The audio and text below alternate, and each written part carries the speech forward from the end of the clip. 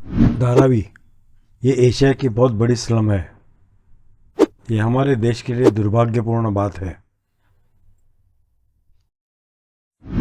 जितने टूरिस्ट ताजमहल देखने के लिए आते हैं उससे ज़्यादा टूरिस्ट धारावी स्लम को विजिट करते हैं। यह हमारे इमेज के लिए अच्छा नहीं है। मुंबई हमारे देश की कमर्शियल कैपिटल है। धारावी स्लम करीबन 2.4 स्क्वायर किलोमीटर में फैला हुआ है। 10 लाख लोग यहाँ बसते हैं। धारावी बहुत बड़ा मैन्युफैक्चरिंग हब भी है। आर्टिफिशियल ज्वेलरी, लेदर गुड्स और पॉटरी बहुत बड़े पैमाने पे यह बनाए जाते हैं और दुनिया में एक्सपोर्ट भी किए जाते हैं। धारावी रीडेवलपमेंट ये बहुत बड़ा चैलेंज है। ये इतनी आसान बात भी नहीं है। पिछले 50 सालों में बहुत सारी कोशिशें रीडेवलपमेंट के लिए की जा चुकी है। देखते हैं पिछले 50 सालों में रीडेवलपमेंट के लिए क्या क्या किया गया। साल 1970 महाराष्ट्र स्टेट गवर्नमेंट एक बिल पास करती है। उनका उद्देश्य ये होता है कि धारावी में रहने वाले लोगों का जीवन स्तर सुधरे।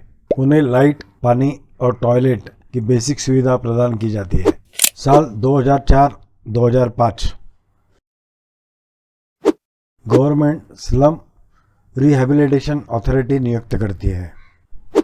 साल 2007-2008 में एक सर्वे किया जाता है जिसमें पाया जाता है कि करीबन 47,000 लीगल रेसिडेंट्स यहाँ रहते हैं और करीबन 13,000 कमर्शियल स्ट्रक्चर है। क्योंकि धारावी में कुछ झोपड़ियाँ बहुमंजिली है तो ये काउंटिंग करना बहुत ही मुश्किल था क्योंकि वो सब इलीगल कंस्ट्रक्शन था। इसी दरम्यान धारावी की पॉपुलेशन जोरों से बढ़ती जा रही है।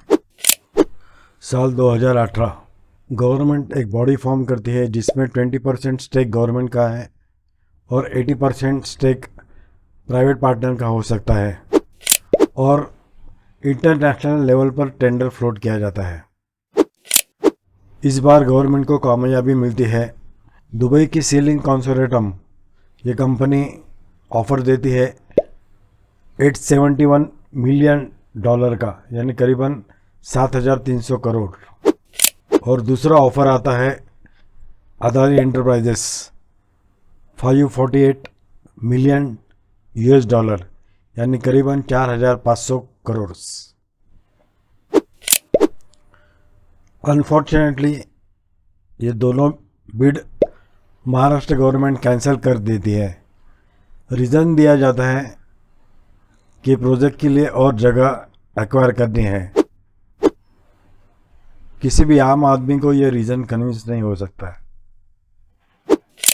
ये बिड कैंसिल करने के बाद में सीलिंक जो दुबई की कंपनी है वो महाराष्ट्र गवर्नमेंट के अगेंस्ट लीगल केस फाइल कर देती है। उनका कहना है कि ये टेंडर गलत तरीके से कैंसिल किया हुआ है। साल 2022 महाराष्ट्र गवर्नमेंट वापस बिड मंगाती है। इस बार 2 प्लेयर बिड में पार्टिसिपेट करते हैं, अदानी एंटरप्राइजेस और DLF। इस बार दुबई की सीलिंग कंपनी बिड में पार्टिसिपेट नहीं करती है। अदानी का ऑफर आता है 5069 करोड़ और DLF का ऑफर आता है 2025 करोड़। तो इसी तरह अदानी एंटरप्राइजेस ये बिड जीत जाता है। महाराष्ट्र गवर्नमेंट इस प्रोजेक्ट के लिए स्पेशल पर्पस व्हीकल फॉर्म करती है। स्पेशल पर्पस व्हीकल फॉर्म करने के मेन उद्देश्य ऐसे है, कंपनी को ऑपरेशन फ्रीडम मिल जाता है जिससे वो एडिशनल कैपिटल मार्केट से रेज कर सकती है। और दूसरी बात, अगर किसी कारण के वजह से इंसॉल्वेंसी का प्रॉब्लम आता है तो ये लायबिलिटी पेरेंट कंपनी के पास नहीं ट्रांसफ़र हो सकती है। अब देखते हैं ये रीडेवलपमेंट एक्टिविटी में चैलेंजेस क्या है। सबसे बड़ा चैलेंज है चेंज ऑफ गवर्नमेंट रूल। हमारे देश में दर 5 साल में गवर्नमेंट रूल चेंज हो जाता है। तो जैसे ही रूल चेंज होता जाता है गवर्नमेंट का नज़रिया बदल जाता है। ये हमारे देश के लिए बहुत ही घातक है, लेकिन ये दुर्भाग्यपूर्ण बात है। तो हर नया गवर्नमेंट पुराने गवर्नमेंट के प्रोजेक्ट रिव्यू करते हैं और वापस उसमें कुछ बदलाव करते हैं। इसमें उनके पर्सनल इंटरेस्ट भी हो सकते हैं। Number 2, corruption. अलग अलग लेवल पे करेक्शन, जैसे कोई पॉलिटिकल पार्टी हो, बड़े बड़े गवर्नमेंट ऑफिशियल हो, या कारपोरेट लेवल पे बहुत बड़ा करप्शन होता है। तो ये एक बहुत बड़ा हर्डल ये रीडेवलपमेंट प्रोजेक्ट में है। तीसरा पॉइंट है लीगल कॉम्प्लिकेशन। इसमें रीडेवलपमेंट में लाखों लोग इन्वॉल्व है, डायरेक्टली इनडायरेक्टली। हर एक के अपने अपने इंटरेस्ट है। बहुत सारे एनजीओ भी इसमें इन्वॉल्व हो जाते हैं। तो ऐसे मैटर में बहुत सारे लीगल इशू आ सकते हैं और अपने देश में लीगल इशू निपटाना बहुत बड़ी समस्या है।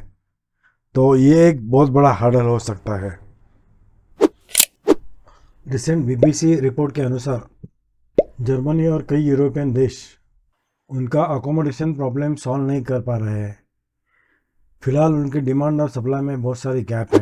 अगर इस पार्श्वभूमि में हम धारावी रीडेवलपमेंट सक्सेसफुल करते हैं तो ये हमारे लिए बहुत बड़ी अचीवमेंट हो जाएगी। आशा है ये सब प्रॉब्लम के बावजूद ये प्रोजेक्ट सक्सेसफुल हो और हमारे कमर्शियल कैपिटल पे ये जो दब्बा है वो निकले और इंटरनेशनल मीडिया में हमारा नाम रिस्पेक्ट से ले लिया जाए। Thank you.